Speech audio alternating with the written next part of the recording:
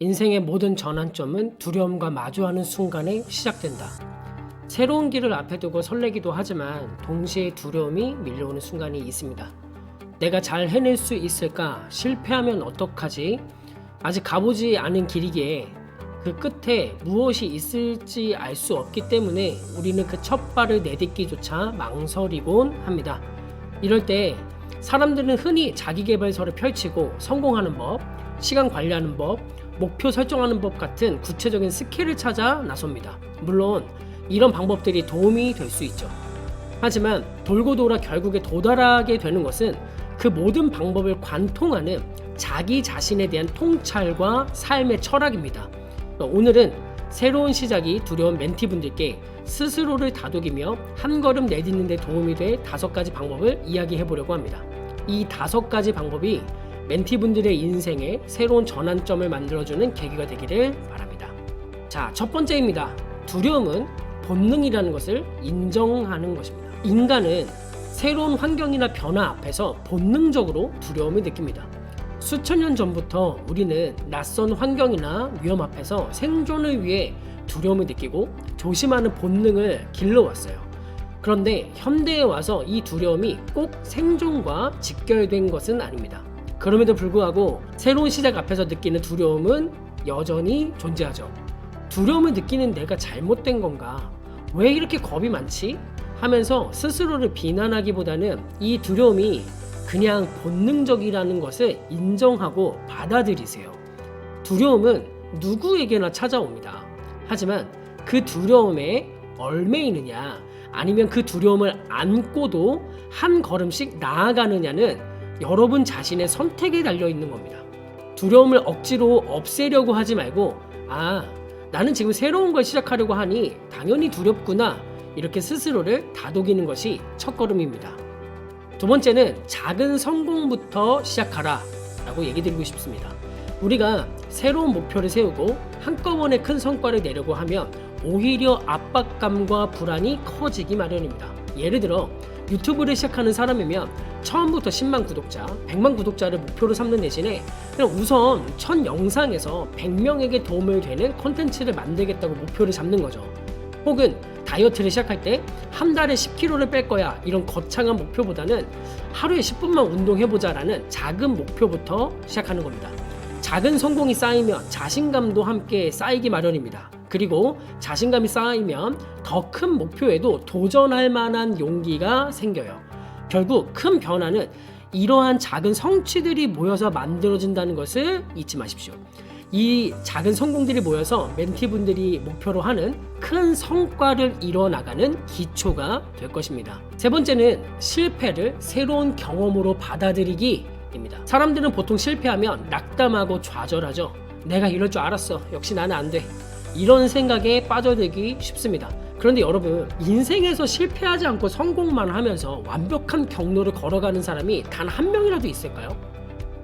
소위 성공했다고 하는 사람들 보면 그 사람들도 실패를 수도 없이 경험했습니다. 단지 그들은 실패를 끝이라고 여기지 않고 다시 시작할 기회라고 받아들인 겁니다.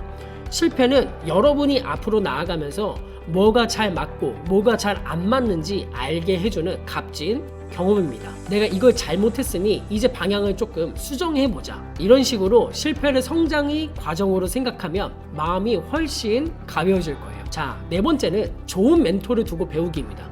초보자일 때는 감정 조절도 상황 판단도 미숙한 경우가 많아요. 그리고 주변 사람들 말에 흔들리기가 쉽습니다. 그래서 저는 새로운 시작을 앞둔 멘티 분들께 좋은 멘토를 찾아라 라고 말하고 싶습니다. 왜냐하면 초보 단계에서는 너무 많은 사람과 교류를 하다 보면 오히려 혼란만 가중될 수가 있어요. 다양한 의견과 경험이 들려오면 내 자신이 가진 방향성을 잃고 갈팡질팡하기 쉽거든요. 아마 많이들 경험하셨을 겁니다. 대신 자신이 닮고 싶은 믿을 수 있는 멘토를 두고 그분이 걸어온 길을 따라가며 배우는 게 훨씬 효과적입니다. 그 멘토가 책을 추천하면 그 책을 읽고 멘토의 조언을 참고해 자신만의 길을 만들어가는 것이 가장 빠른 길이라는 것을 잊지 마십시오. 자, 마지막 5번째는 모든 두려움을 적어보고 시각화하는 것입니다.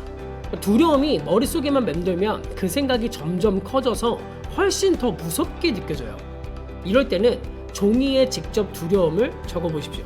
예를 들어 실패할까봐 무섭다, 사람들이 비웃을까 걱정된다, 이렇게 솔직하게 구체적으로 적고 시각화를 하는 겁니다. 내 눈으로 그거를 적고 보는 거죠. 그러면 그 두려움이 막연한 감정이 아니라 하나의 구체적인 문제들로 보이기 시작할 때가 와요. 그런 다음 그 두려움에 대한 해결책이나 할 수 있는 작은 행동들을 하나씩 적어보세요. 만약 실패하면 어떻게 할까? 라고 적은 거에 밑에다가 실패하면 좀 어때? 사람들이 비웃으면 나는 어떤 반응을 할까? 이 밑에 사람들이 비웃으면 어때? 그 사람들이 내가 하는 거에 뭐 10만 원이든 만 원이든 보태준 게 있나? 자, 이렇게 구체적으로 하나하나 생각하다 보면 막연했던 공포감이 조금씩 사라지는 것을 경험하시게 될 겁니다. 결국 새로운 시작 앞에서 우리를 다독여주는 것은 어떤 기교나 스킬이 아니에요. 스스로 돌아보며 본질적인 질문을 던지고 내가 무엇을 위해 이 길을 가는지 되새기는 자기 철학입니다. 이 5가지 방법이 멘티분들의 새로운 시작에 앞서서 두려움을 극복하고 한 걸음씩 나아가며 자기 철학을 세우는 데 도움이 되기를 진심으로 바랍니다. 자, 오늘 이야기한 5가지 방법을 천천히 실천해 보세요. 책을 읽고 멘토를 찾고 작은 목표를 달성해 가면서 멘티분들의 철학을 세우는 과정이 될 겁니다.